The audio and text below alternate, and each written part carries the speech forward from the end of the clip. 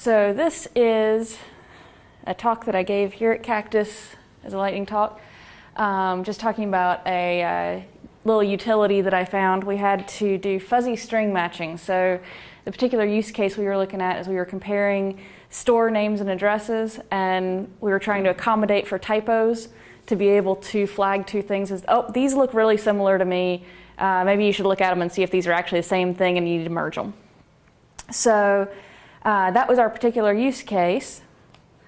And so we found a function that is built into PostgreSQL, which is the database we're using, and Django has a utility to access that, and that's Trigram Similarity. So the basic idea of how this is doing the fuzzy string matching is that it compares the trigrams in the strings, and that's just any combination of three characters that come sequentially.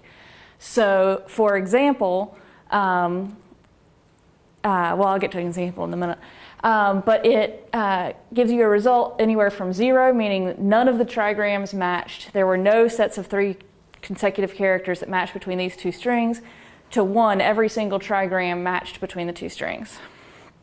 So, like I said, trigrams are these sets of 3 characters. PGTRGM is the Postgres extension that does this.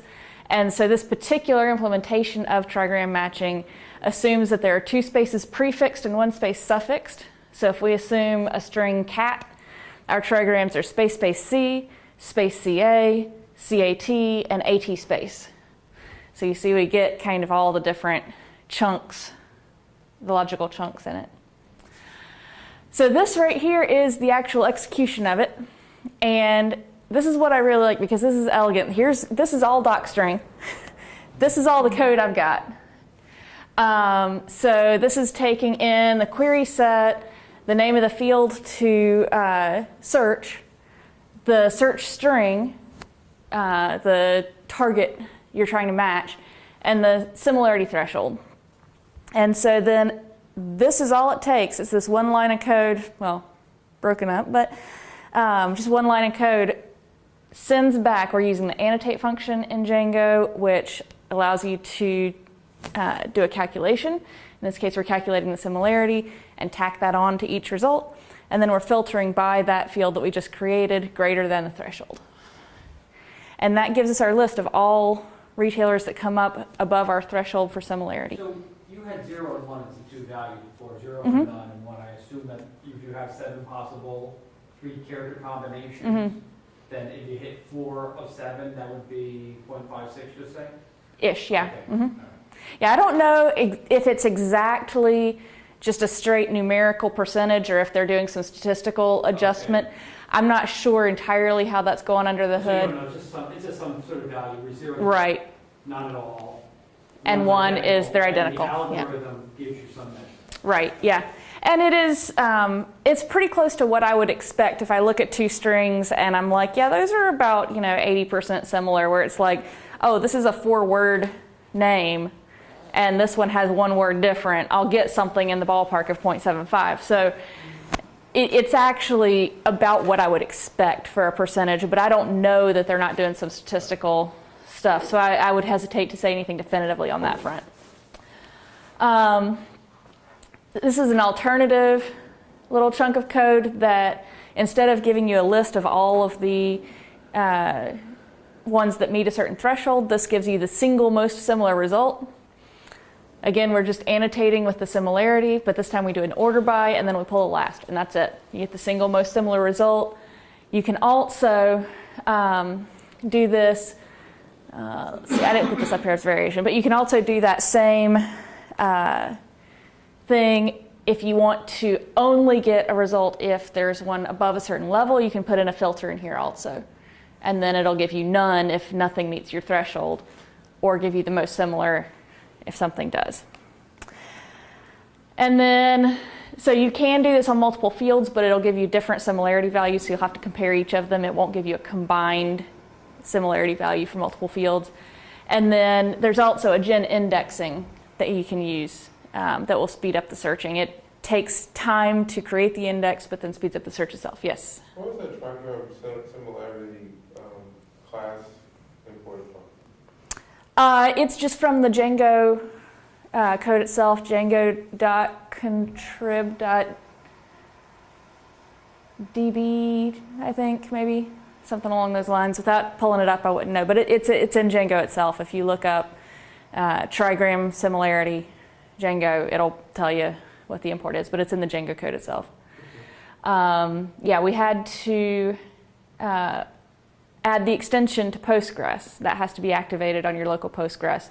But the Django interface with it is built in. And that's it. Any other questions? That's great, thank you. So this is a very accomplished lightning talk. Yeah, well, Prepared. So I hadn't thought about it until you mentioned lightning talks, but I'm like, oh yeah, I prepared that. How well did it work for you? Oh, it's working great. Our only particular issue is when we have accounts that have thousands and thousands of records, we have to be careful and we have to filter out records that we know are not likely to be similar first, because it can start to compound, because it's comparing the trigrams against every single other record in the database. And so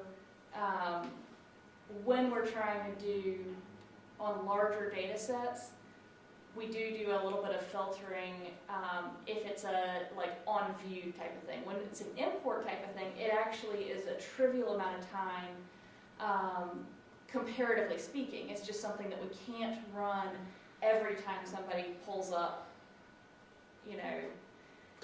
if you want to pull up a retailer and see what all the similarities are, we have to store those in the database because we can't run that every time that's being pulled.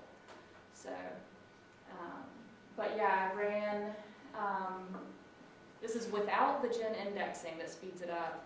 I had a set of 937 and I ran all of them against all of the others, so exponential, and that took about 3 minutes to run. So, if it's something that you're not doing on every page view, then it's pretty fast. But what about the end result? Did it clean things up pretty nicely? Oh yeah, it works very well. So you have to set the thresholds. We did a little bit of back and forth with the client in terms of, I started off with the threshold set pretty low because I wanted to make sure that we didn't miss anything, and then as expected, the client told us, oh, we're getting too many results, we're getting too many things that are not actually similar, so we turned up the similarity a little bit, and she's like, okay, that's a lot better. Can we turn it up a little bit more? So we turned it up just a little bit more and hit a sweet spot where she felt like she was getting all of the things that were actually similar and not too much extra stuff. So it does take a little bit of kind of playing with it to see what the right similarity value is for your application. But it's solid. It does have a nice sweet spot where you don't have too many false positives or false negatives. And what was that sweet spot? In our case, it was 0.7 and 0.8. We're doing two different searches based on two different distance radii.